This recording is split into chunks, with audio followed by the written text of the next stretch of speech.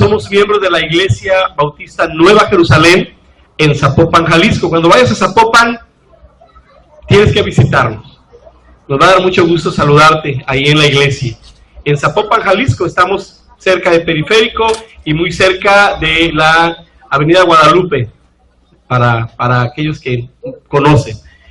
Entonces venimos de la iglesia y reciban, hermanos, un saludo a nombre de la Iglesia Nueva Jerusalén. Pero también, hermanos, reciban un saludo de nuestra querida y amada Convención Regional Bautista Emanuel. Estamos muy contentos por poder visitarles. Reciban un saludo de cada una de nuestras iglesias. Ustedes saben que somos un grupo, un conjunto de muchas iglesias. Qué bonito es que ustedes se puedan reunir. Qué bonito es que ustedes puedan tener compañerismo unos con otros. Qué bonito es que no lo dejen de hacer, hermanos, porque esto nos edifica. Nos hace saber que no estamos solos, nos hace saber que somos parte, como escuchábamos en la escuela dominical, ¿verdad?, de esta iglesia total por la cual el Señor Jesucristo vino a dar su vida, porque Él vino para que todo aquel que en Él cree no se pierda, mas tenga vida eterna. Y esa es la razón, hermanos, por la cual podemos nosotros estar unidos como iglesia. Quiero compartir con ustedes, hermanos, sobre este tema que hemos estado hablando desde temprano, que tiene que ver con esta iglesia amada, ¿verdad? ¿Por qué la iglesia de Cristo es una iglesia amada? ¿Por qué, hermanos? ¿Nos sabemos amados? ¿Nos sabemos amados?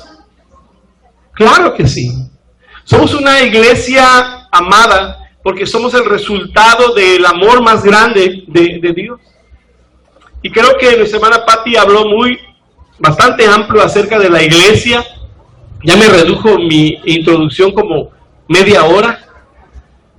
¿Por qué, hermanos? Porque es muy importante lo que nosotros pensemos y creamos de la iglesia para que podamos vivir como iglesia.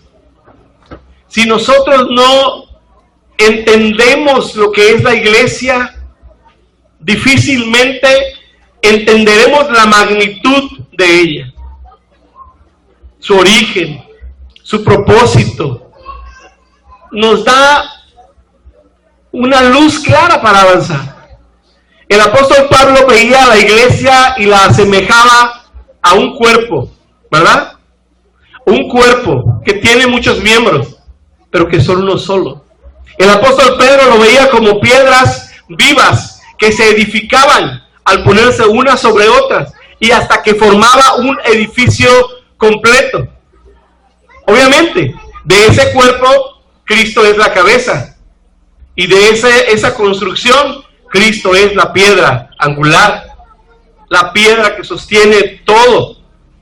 Cuando nosotros entendemos lo que la iglesia es, entonces nuestro caminar, nuestro vivir es totalmente diferente con nuestros hermanos.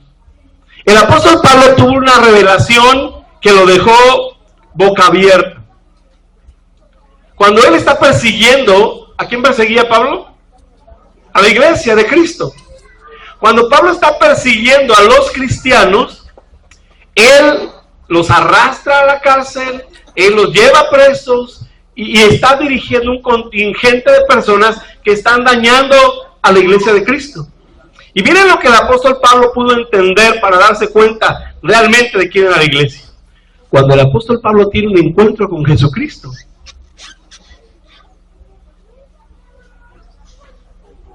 él hace una pregunta y él dice, ¿quién eres? ¿Y recuerdan lo que contestó el Señor Jesús? Le dijo, yo soy Jesús a quien tú persigues. Y yo me imagino a Pablo diciendo, caray, perdón, yo estoy persiguiendo a esa iglesia. ¿Y qué es lo que le está diciendo el Señor Jesús? Espérame, es mi iglesia. Yo soy Jesús a quien tú persigues. Posiblemente Pablo dijo, yo no te estoy persiguiendo a ti, pero estaba persiguiendo a su iglesia. Ese es el tamaño de la magnitud de lo que es la iglesia de Cristo. No hay, hermanos, no existe un grupo, una familia, nada más importante, una empresa multimillonaria de marca mundial. No existe nada más grandioso que servir en la iglesia de Cristo Jesús. No existe nada más importante ni nada más grandioso.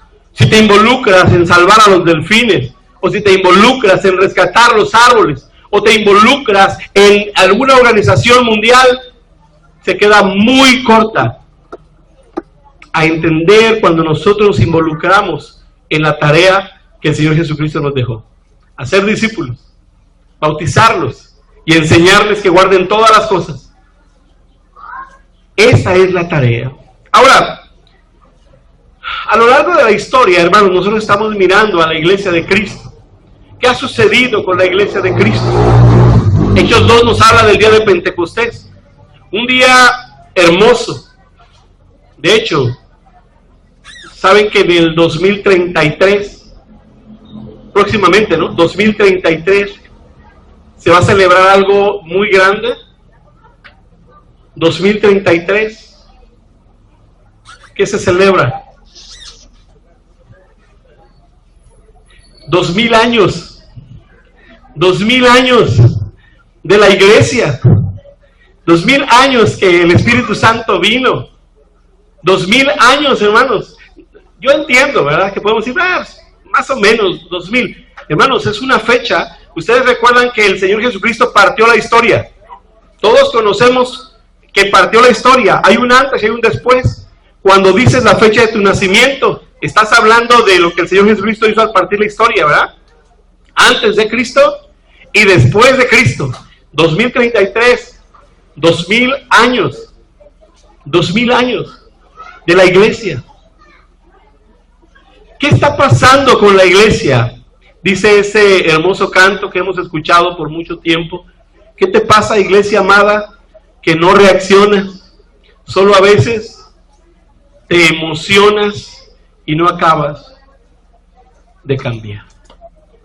Y es una reflexión, hermano. Yo quiero traer a ustedes una reflexión. La iglesia el día de hoy, estoy hablando de manera muy general, la iglesia el día de hoy, hermanos, es muy necesaria para un mundo tan oscuro. La iglesia de Cristo recibió de nuestro Señor Jesucristo, yo a veces digo, 2 piropos, ¿no? 2 piropos tremendos. Cuando Él dijo, ustedes son, ¿qué dijo Jesús? Ustedes son la luz del mundo. Ustedes son la sal de la tierra. Mateo capítulo 5, ¿verdad? En este sermón del monte. Ustedes son, somos nosotros, sí. Ustedes son la luz del mundo. Pero el mundo está en tinieblas, sí, pero ustedes son la luz. Ustedes son la sal de la tierra. Pero también sigue diciendo el pasaje, pero si la sal se desvanece, no sirve, bueno, dice que sirve para 2 cosas. Para ser echada fuera y pisoteada. Ustedes son la luz del mundo, pero si la luz se esconde debajo de un almud, si la luz se pone en un lugar oculto, entonces no da luz a nadie. Y el Señor Jesucristo dice, así alumbre vuestra luz, la luz que ustedes reflejan, así alumbre vuestra luz delante de los hombres, para que vean vuestras buenas obras. ¿Y cómo concluye? Y glorifiquen a vuestro Padre que es en los cielos. El mundo está viendo la luz que Cristo dejó a su iglesia. El mundo está siendo preservado por esa sal que la iglesia debe ser. Ese catalizador en medio de cualquier circunstancia. El mundo está siendo impactado, como lo ha sido a través de la historia, por la iglesia. Hoy estamos viviendo en un tiempo donde la iglesia está dormida. Hoy estamos viviendo un tiempo donde la iglesia está sentada. Hoy estamos viviendo un tiempo donde la iglesia simplemente está, voy a usar una palabra, hermanos, y creo que esta palabra define muy bien, entretenida. Entretenida. cualquier cosa es suficiente para entretener. Apocalipsis capítulo 3, versículo 14, dice así. Quisiera que tuvieran su Biblia ahí y que pudiéramos meditar. No sé cuánto tiempo tengo, hermanos, 1 hora o 1 hora y media, no sé cuál será mejor. Apocalipsis 3, 14 dice así: y escribe al ángel de la iglesia en Laodicea, he aquí el amén, el testigo fiel y verdadero, el principio de la creación de Dios, dice esto. ¿Quién dice esto? Yo haría la pregunta, ¿verdad? ¿Quién dice esto? Voy a volver a leer el versículo. Y escribe al ángel de la iglesia en Laodicea, he aquí, ¿quién? El amén, el testigo fiel y verdadero. ¿Qué más dice? El principio de la creación de Dios, dice esto. Y cuando el mensaje, hermanos, viene de tan importante voz, es digno de ser escuchado. ¿Qué dice? Versículo 15. Dice: yo conozco tus obras, que ni eres frío ni caliente. Ojalá fueses frío o caliente, pero por cuanto eres tibio y no frío ni caliente, te vomitaré de mi boca. ¿Quién dice esto? El testigo fiel. ¿Quién dice esto? El principio de la creación de Dios. ¿Quién dice esto? El amén. ¿Quién dice esto? ¿A quién se lo está diciendo? A la iglesia. A la iglesia. Una de las 7 iglesias, hermanos, una de las 7 iglesias que recibieron uno de los mensajes más duros, más fuertes de parte del Señor en Apocalipsis, fue esta iglesia, la iglesia de Laodicea, la cual, hermanos, fue reprendida por el Señor por ser una iglesia que no era fría ni era caliente, sino que era una iglesia tibia. Era una iglesia tibia. Si hablamos de luz, podríamos pensar que era una iglesia como esos focos de tortillería. ¿Han visto los focos de tortillería? ¿No los han visto? Ya no hay tortillerías, dicen los hermanos. Que por tanto vapor que sale de la máquina está ya sucio, ¿cómo decimos? Chamagoso, cochambroso, que no permite que la luz pase totalmente. Sí pasa, pero ya no es como debería de ser. Ya no alumbra como debería de alumbrar. Los teólogos en la antigüedad, hermanos, vieron reflejadas estas 7 iglesias del Apocalipsis como si fueran una especie de ejemplos de diferentes épocas, de diferentes momentos, y que a través de la historia pudieron o pueden ocurrir. Puedo estar de acuerdo, puedo no estar de acuerdo, pero algunos lo mencionan de esa manera, y lo voy a leer. Por ejemplo, Éfeso, la conocen como la de los apóstoles, o el primer siglo del cristianismo, la iglesia de Éfeso. La iglesia Esmirna, la iglesia del segundo y del tercer siglo. Esta es la iglesia perseguida cuando los emperadores romanos paganos intentaron destruir el cristianismo. La tercera iglesia, la iglesia de Pérgamo, desde el año 300 después de Cristo, desde el emperador Constantino, la iglesia fue exaltada hacia el poder real y con una autoridad real por medio de la unión con el Estado. La iglesia de Tiatira, desde el año 538 después de Cristo, 1520 después de Cristo, la iglesia corrupta y política de la Edad Media. La iglesia de Sardis, desde el año 1520 después de Cristo, a mediados de los años 1700 después de Cristo, la iglesia que se levantó una vez más, que hubo grandes avivamientos, que hubo grandes movimientos que levantaron una vez más. La iglesia de Filadelfia, desde a mediados de, no sé, los 18, mitad del siglo XVIII y del siglo XIX, la iglesia de los avivamientos, de los movimientos misioneros a nivel mundial y expectativas de que el Señor Jesús viene pronto. Y algunos de ellos dicen, hermanos, que esta iglesia de la Odisea es esta iglesia desde los años 1800, después de Cristo, hasta la actualidad.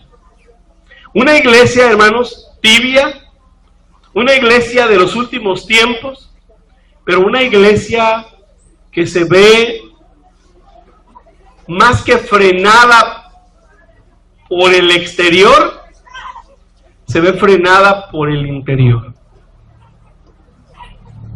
El apóstol Pablo en el libro de los Hechos habla de que tuvimos amenazas y problemas de fuera, pero dice, pero también de dentro. ¿Saben qué sucede cuando la iglesia es atacada de fuera? Nos unimos.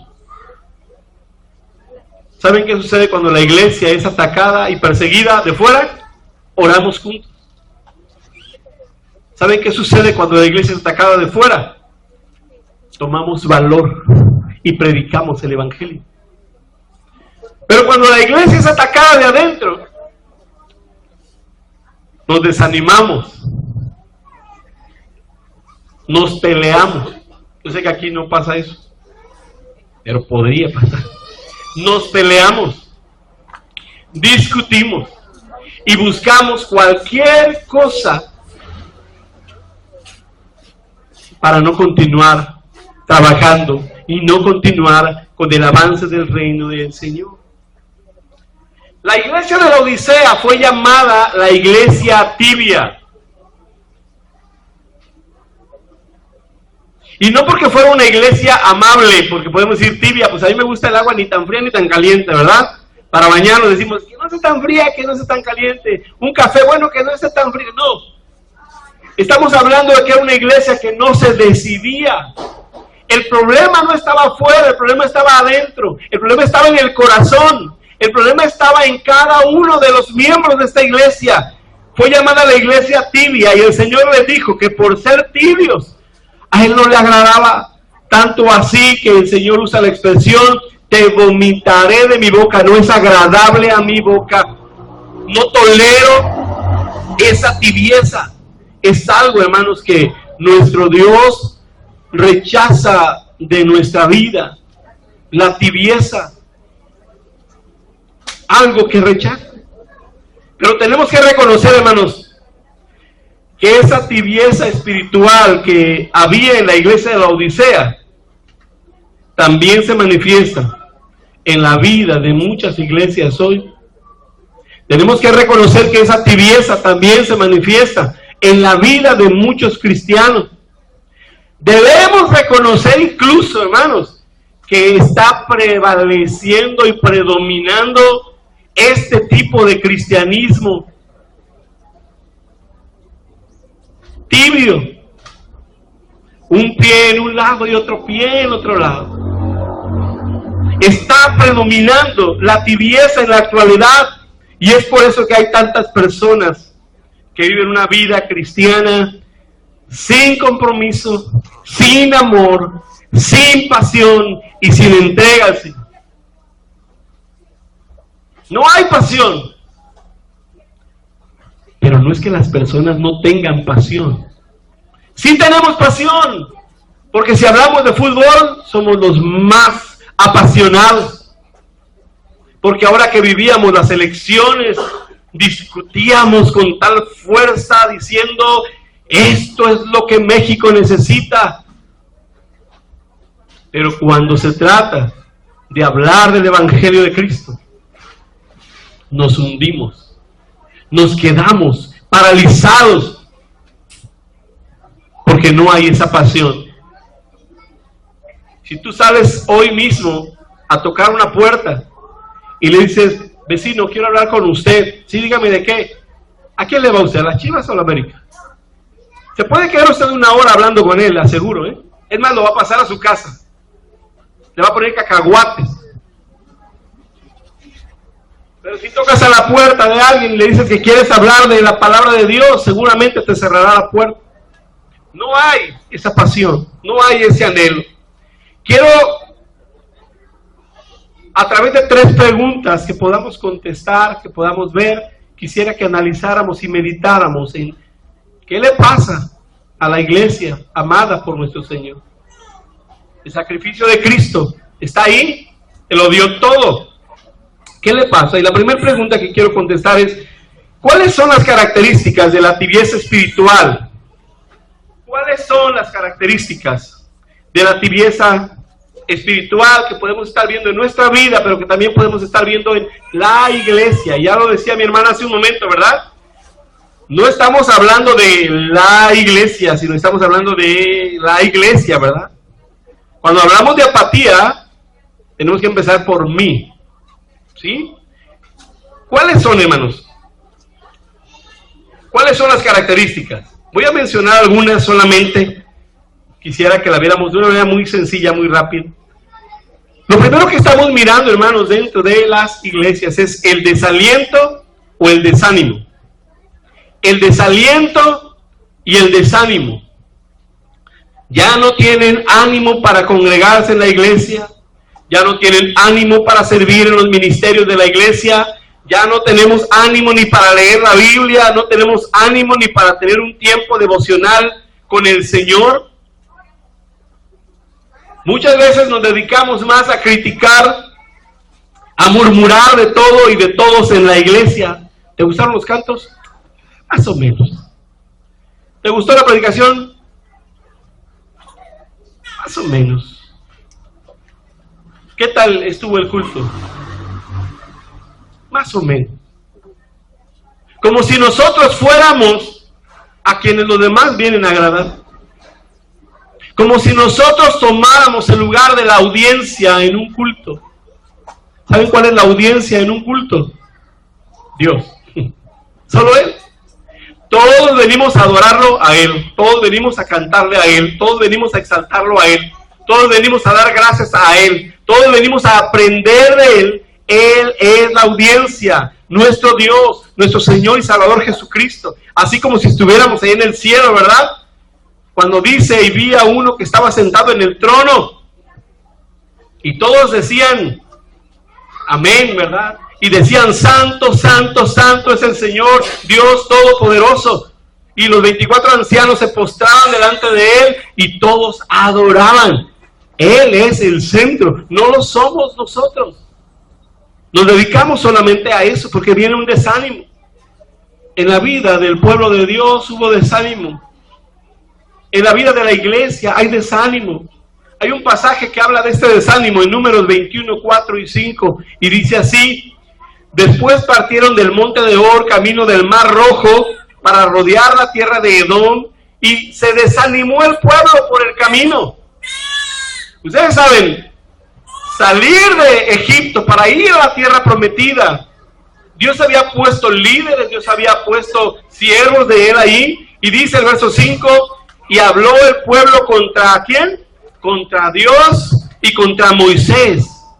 ¿Por qué nos hiciste subir de Egipto para que muramos en este desierto? Pues no hay pan ni agua y nuestra alma tiene fastidio de este pan tan liviano.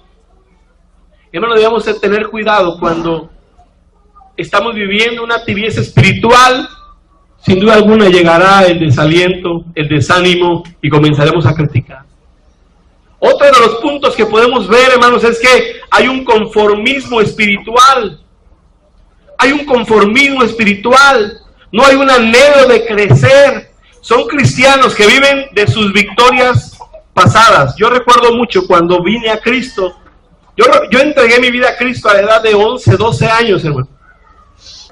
A la edad de 11, 12 años, y yo recuerdo entregar mi vida al Señor Jesucristo y empezar a caminar, a dar pasos de fe, de obediencia.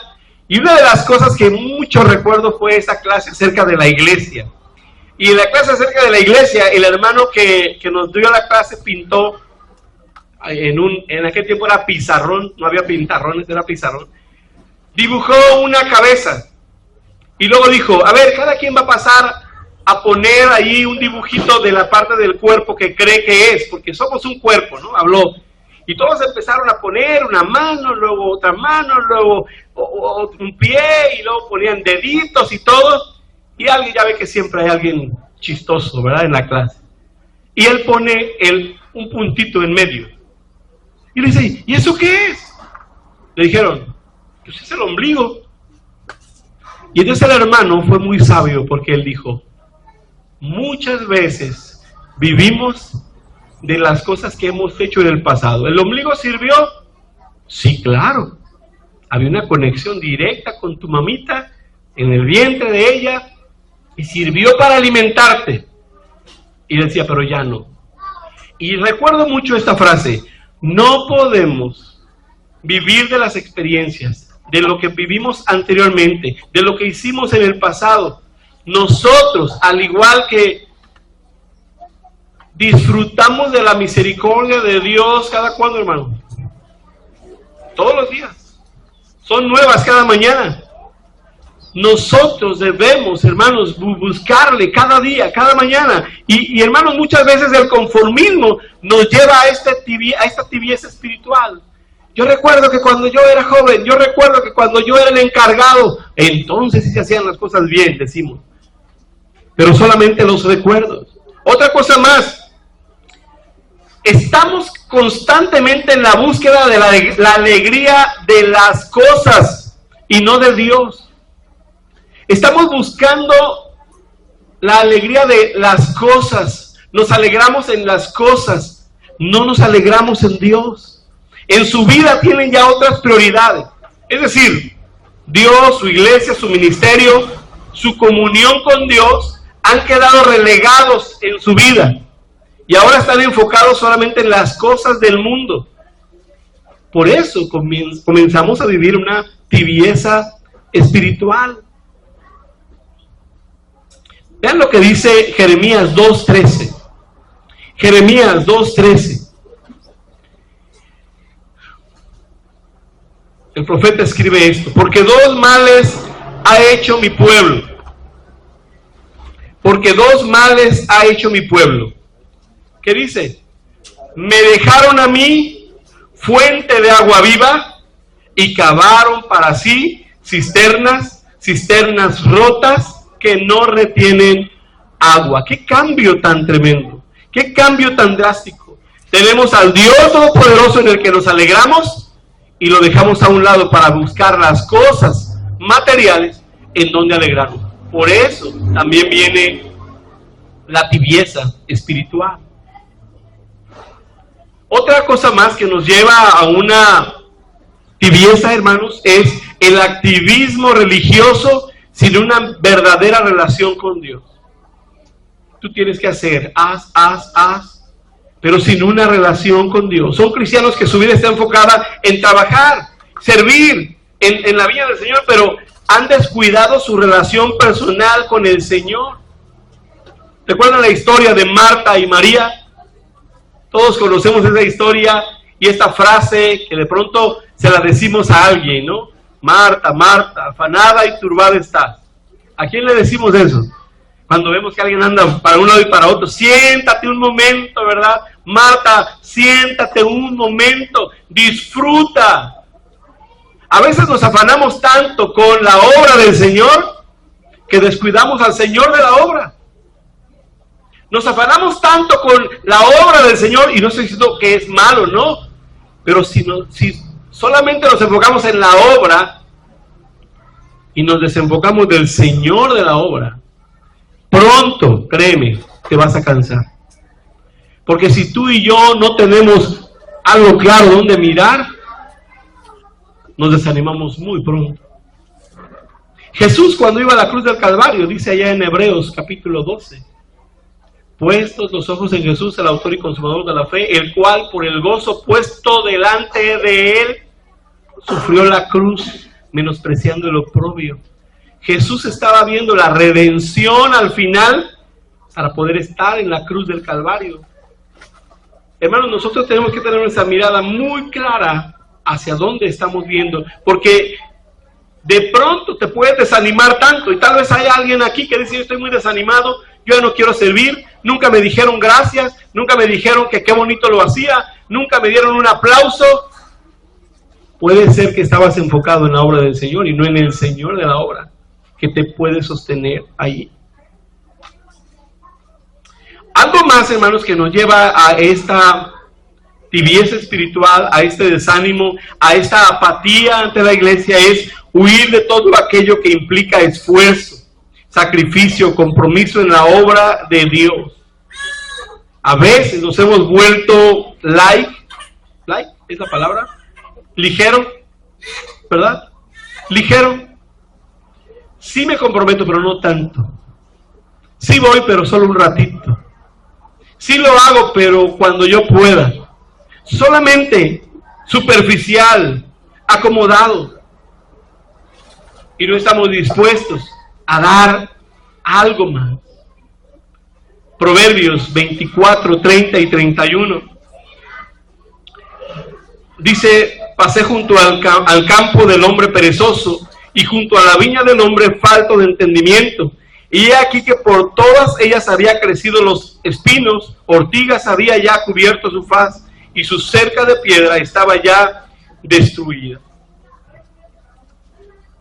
Necesitamos, hermanos, saber que cuando nosotros estamos enfocados en el Señor, estamos listos y podemos esforzarnos más y no quedarnos solamente en el ya casi, o ya lo voy a hacer, o un día lo voy a hacer, o yo quiero hacerlo solamente así. Así que, ¿qué características tenemos cuando estamos desanimados, cuando estamos apáticos, cuando estamos tibios? Menciono solamente algunas. Si el Señor te dice algo hoy a ti, tómalo para ti y deja al hermano en otro lado, y deja a la hermana en otro lado. El Señor te lo está mostrando a ti. No le des un codazo a tu esposo y le digas, ¿ya ves lo que dijeron? No le voltees a ver y le hagas los ojos de algo saben de ti, porque es para ti. Es para ti.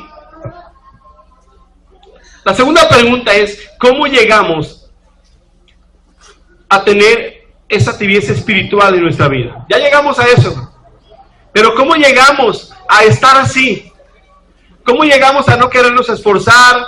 ¿Cómo llegamos a enfocarnos solamente en algo? ¿Cómo llegamos a ese punto? Y esa es siempre la pregunta que debemos hacernos como diagnóstico.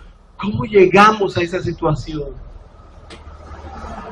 ¿Cómo llegamos a solamente asistir una vez al mes a la iglesia? ¿Cómo llegamos a solamente participar en ocasiones cuando antes podíamos hacerlo con gozo siempre? Apocalipsis 3, una vez más vamos a leer verso 14. Y escribe al ángel de la iglesia en la Odisea. Otra vez, ¿quién lo está diciendo? He aquí el amén, el testigo fiel y verdadero, el principio de la creación de Dios dice esto. Y hablamos de algunas cosas, ¿no? Yo conozco tus obras, que ni eres frío ni caliente. Ojalá fueses frío o caliente, pero por cuanto eres tibio y no frío ni caliente, te vomitaré de mi boca. Y dice el verso 17, porque tú dices. Y aquí yo quiero hacer una comparación entre el que escribe al ángel de la iglesia en la Odisea, el amén, el testigo fiel y el verdadero, el principio de la creación, dice esto. Y yo no sé si ven ahí cómo hay un choque, ¿no? Lo que él dice y lo que yo digo. Y ahí empezamos con problemas, ¿verdad? Lo que Dios dice y lo que yo digo. Y Dios dice a esta iglesia de la Odisea, tú estás viviendo en una tibieza tal, en una apatía tal, que no me agrada tu vida. Pero luego, el versículo 17, como leíamos, porque tú dices, y esa es la razón principal, hermano, cuando nosotros, nuestra vida, no está de acuerdo con lo que Dios dice, Dios me está diciendo algo, ten cuidado, conozco tus obras, hay un problema en ti, Hay una necesidad en ti, hay algo que está ocurriendo en tu familia, hay algo que está ocurriendo en tu corazón, hay algo que está ocurriendo en la iglesia y Dios nos está hablando y nos está mostrando. Y luego nuestra voz, pero yo digo, pero yo creo, yo pienso, yo opino. Y el yo comienza a surgir. Porque tú dices, vean la diferencia, vean la visión. Dios está mirando el corazón de esta iglesia, como Él mira nuestro corazón, y está mostrando misericordia y gracia, llevándonos a tomar una decisión. Pero vean la visión del hombre, vean la visión de aquel, vean la visión de la iglesia. Tú dices, ¿y qué dice uno? ¿Qué decimos muchas veces? ¿Cómo estás? ¿Verdad? Yo soy rico y me he enriquecido y de ninguna cosa tengo necesidad. Estas palabras y esta manera de pensar nos va a dejar donde estamos. Si Dios está diciéndote a ti que hay algo en tu corazón que no está bien, es digno de que lo escuchamos. Lo dice el testigo fiel, lo dice el amén, lo dice el principio de la creación, lo dice, algo no está bien en la iglesia, algo no está bien en tu vida. Pero yo digo, y él dice tres cosas que vimos ahí: soy rico, me he enriquecido y... ¿cuál es la última? De ninguna cosa tengo necesidad. Y luego el Señor viene a poner otra vez en nuestro lugar. Y dice, y no sabes que tú eres un, ¿qué? Desventurado, miserable, pobre, ciego y desnudo. No es sencillo, no es fácil poder entenderlo. Hay un detalle muy importante para reflexionar. El nombre de la ciudad, Laodicea, significa la ley del pueblo.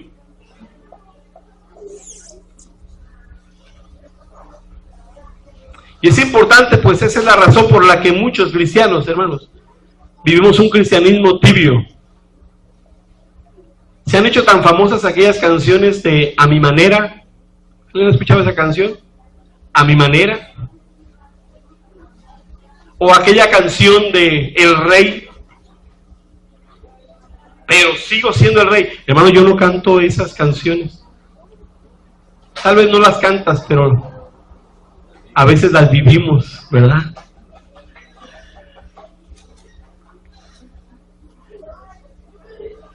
A Mi Manera fue tan famosa porque muchas veces queremos vivir de esta manera, a mi manera. Tibios, sin compromiso, sin entrega, que vivimos bajo la ley del pueblo, la ley de lo que yo digo. ¿Y cuál es la ley del pueblo? ¿Cuál es aquello que prevalece aún en la boca de nuestros jóvenes? ¿Por qué haces eso, no? Mamá, todos lo hacen, ¿verdad? Todos lo hacen. Todos hablan así. ¿Por qué yo habría de hacer algo diferente? Hermanos, un cristiano tibio es aquel que vive bajo esta premisa.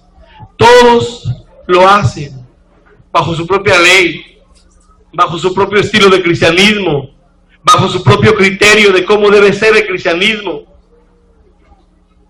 La ley del yo considero, a mí me parece, creo que es mejor. Mi experiencia me ha enseñado y me dice, cuando el Señor está diciendo, tú tienes un problema. Hermanos, ¿cómo llegamos ahí? Lo que dice la palabra del Señor es que lo hacemos por nuestro orgullo y por nuestra autosuficiencia. Otra vez el verso 17, porque tú dices, yo soy rico me he enriquecido y de ninguna cosa tengo necesidad, y no sabes que tú eres un desventurado, miserable, pobre, ciego y desnudo. Los habitantes de la Odisea eran, hermanos, orgullosos y autosuficientes, y eso también se manifestaba en la iglesia. La cultura de la ciudad estaba invadiendo la iglesia. La cultura estaba invadiendo. De ninguna cosa tengo necesidad. Pero el Señor le dijo todo lo contrario. Por esa actitud de soberbia, ellos eran pobres, ellos eran ciegos, ellos eran desnudos. Por último, ¿cómo podemos salir de esa tibieza espiritual en nuestra vida? Versículo 19. Yo reprendo y castigo a todos los que amo. Así que si el Señor te está reprendiendo, ¿por qué será? Porque somos amados. Yo reprendo y castigo a todos los que amo. Y dice, sé pues celoso y arrepiéntete. He aquí yo estoy a la puerta y llamo. Si alguno oye mi voz y abre la puerta, entraré a él, cenaré con él y él conmigo. Y este versículo yo sé que lo sabemos porque normalmente lo predicamos y le decimos a una persona nueva, ¿verdad? Que se entregue a Cristo, que el Señor está afuera y que está tocando a la puerta. Pero el contexto de este versículo es otro.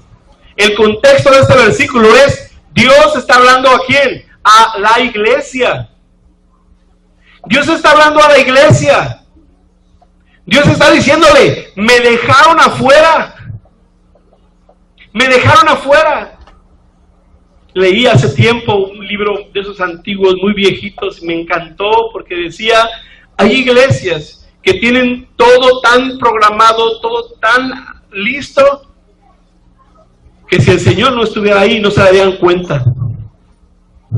No se darían cuenta. Porque todo lo tienen tal así como lo quieren hacer. El Señor está diciendo, yo estoy a la puerta y estoy tocando. ¿Dónde estoy? ¿Estoy afuera? Me dejaron afuera. Hace algunos años escuchábamos que en Estados Unidos se leía la palabra del Señor en las escuelas. Se oraba en las escuelas. Se enseñaba la Biblia en las escuelas. Y un día dijeron, ya no más. Ya no más. Es un delito si se lee la Biblia. Es un delito si se toma orando a alguien ahí. Y saben, pues muchos dijeron, está bien, ya no. Lo peor es que de pronto encontramos iglesias donde ya no se ora, ya no se lee la Biblia, ya no se canta al Señor, ya más parece la canción hacia las personas, ¿verdad? Nosotros somos los buenos, somos los santos, somos los mejores. Hemos dejado al Dios Todopoderoso afuera. Lo hemos sacado aún de la iglesia. No hemos dejado que Él obre, que Él actúe. Reconociendo, hermanos, que Dios está tocando a la puerta, que el Señor está tocando a la puerta de la vida para volver a tener una relación de amistad, de intimidad. No estoy hablando de salvación, de pérdida de salvación, no estoy hablando. Estoy hablando de que la iglesia de pronto no se está enfocando donde debe de enfocarse. Yo estoy a la puerta, estoy tocando a la puerta. Y si hay uno, porque dice que si alguno oye mi voz y abre la puerta, va a suceder algo maravilloso. Yo entraré a él, cenaré con él y él conmigo. ¿Cuánta necesidad tiene la iglesia hoy en día de tener esa comunión íntima con el Señor? ¿Cuánta necesidad tiene la iglesia de hoy de disfrutar en la mesa de su palabra? Jesús dijo, yo soy el pan de vida. Pero ese pan de vida lo hemos cambiado por unos donitas Bimbo. Lo hemos cambiado. Y la iglesia está tibia. La iglesia está en declive. Hermanos, tenemos que comprender en el mensaje de las 7 iglesias, a la iglesia de Filadelfia se le llama la iglesia de las puertas abiertas, en Apocalipsis 3:8. Le dice: yo conozco tus obras y aquí he puesto delante de ti una puerta abierta, la cual nadie puede cerrar, porque aunque tienes pocas fuerzas, has guardado mi palabra. Aunque tienes pocas fuerzas, has guardado mi palabra y no has negado mi nombre. Pero a esta iglesia tibia de la Odisea, era la iglesia de las puertas cerradas para el Señor, porque el Señor estaba tocando a la puerta para que le abrieran. El Señor estaba tocando a la puerta y llamando. Lo habían dejado fuera, lo habían estado ignorando, no tenían tiempo para Él, no tenían tiempo para comunión con Él. Hermanos, si queremos salir de la tibieza espiritual de nuestra vida, tenemos que abrir la puerta. Podemos escuchar el llamado, Señor tocando, diciendo: yo estoy a la puerta y llamo. Si alguno oye mi voz y abre la puerta, va a haber algo maravilloso. Yo entraré, cenaré y tendré comunión. Yo con Él y Él conmigo. Hermanos, tenemos que volver a nuestra comunión en amistad con Él. Tenemos que reconocer que Él nos está llamando, que Él nos está buscando. Aceptemos hoy el llamado de Dios, hermanos, para nuestra vida. Quitemos de nuestro corazón la soberbia. Seamos humildes. Reconozcamos que somos necesitados de Dios cada día. Desarrollemos nuestra relación de amistad con Él. Si el Señor nos está diciendo: hay algo que está pasando, no digamos: yo estoy bien. No digamos: yo soy rico, me he enriquecido y de ninguna cosa tengo necesidad, porque el Señor nos dirá: tú no tienes nada si no me tienes a mí. Tú no tienes nada si no me tienes a mí. Tú no tienes nada si no tienes comunión conmigo. Quiero concluir, hermanos, con una lista. Quiero compartir esta lista. Solamente que se encuentra en Hechos capítulo 2. Y solamente quiero que tengan ahí sus Biblias. En Hechos capítulo 2, leímos hace un momento, de los versículos 37 al 48. Del 37 al 48.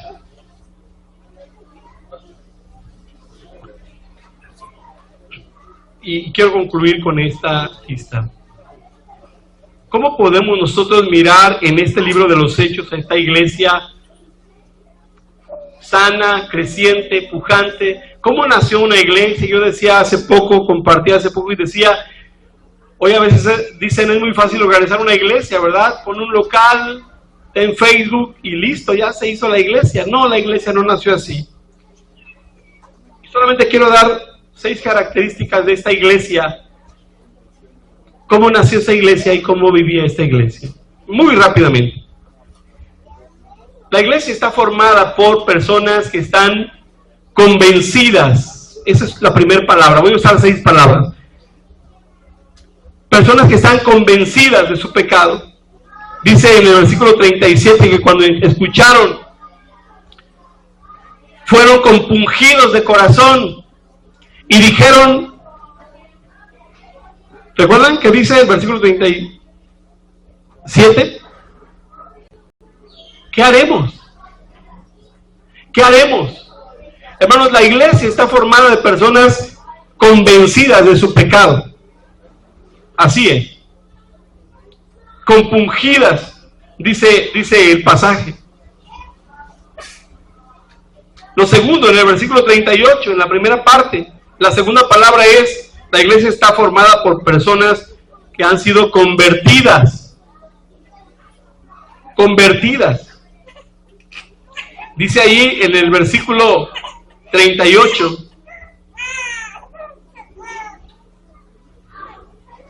Pedro les dijo, después de que ellos preguntan, ¿qué haremos? Porque se compungieron de corazón. Pedro les dijo, ¿qué les dijo? Arrepiéntanse, ¿verdad? Arrepiéntanse. Eso es lo que les dice. La tercera palabra, hermanos, una iglesia está formada por personas obedientes.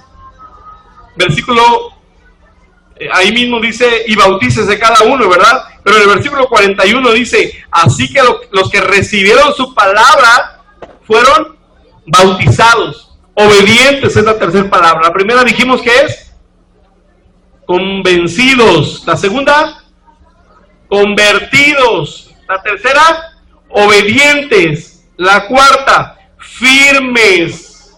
Versículo 42 dice, y perseveraban en la doctrina de los apóstoles, en la comunión unos con otros, en el partimiento del pan y en las oraciones. Firmes, continuamente, estando, permaneciendo, no dejando, siguiendo, serían sinónimos de eso. Número 5, la palabra es generosos. Una iglesia viva, una iglesia naciente, una iglesia pujante, generosos, versículos 44 y 45. Todos los que habían creído estaban juntos y tenían en común todas las cosas, y vendían sus propiedades, sus bienes, y los repartían a todos según la necesidad de cada uno.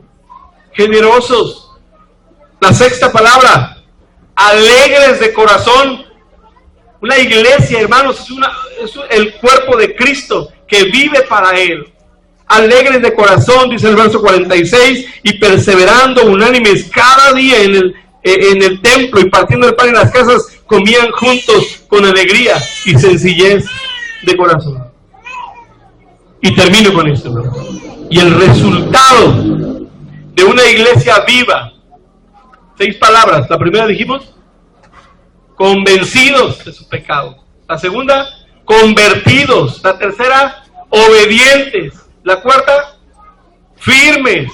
Y la quinta, generosos. Sexta, alegres de corazón. ¿Saben cuál es el resultado? Verso 47. Alabando a Dios y teniendo favor con todo el pueblo. Y el Señor añadía cada día a la iglesia los que habían de ser salvos. Hermanos, si el Señor habla nuestro corazón, y el Señor nos está diciendo, hay algo que está pasando en ti, hay algo que no está bien, tenemos que escuchar tu voz. No tenemos que decir, yo estoy bien, sino buscar que lo que Dios dice, o lo que nosotros decimos, se alinea a lo que Dios dice. Tengamos cuidado con la apatía. ¿Qué te pasa, iglesia amada, que no reaccionas? Solo a veces te emocionas, dice el canto, y no acabas de cambiar. Jesús se levantó de la muerte, ¿y acaso a ti no habrá quien te despierte? Si no nos despierta la gracia del Señor, hermanos, nada lo puede hacer. Si la gracia del Señor no es la que te mueve, no es la que te lleva, no es la que te sostiene, no hay nada que lo pueda hacer. Quiero invitarles a ponernos en pie y orar en esta hora. Y es mi anhelo y mi deseo, hermanos, como iglesia. Hermanos, el mundo está demandando de la iglesia. Cristo nos dejó para ser luz. Cristo nos dejó para ser sal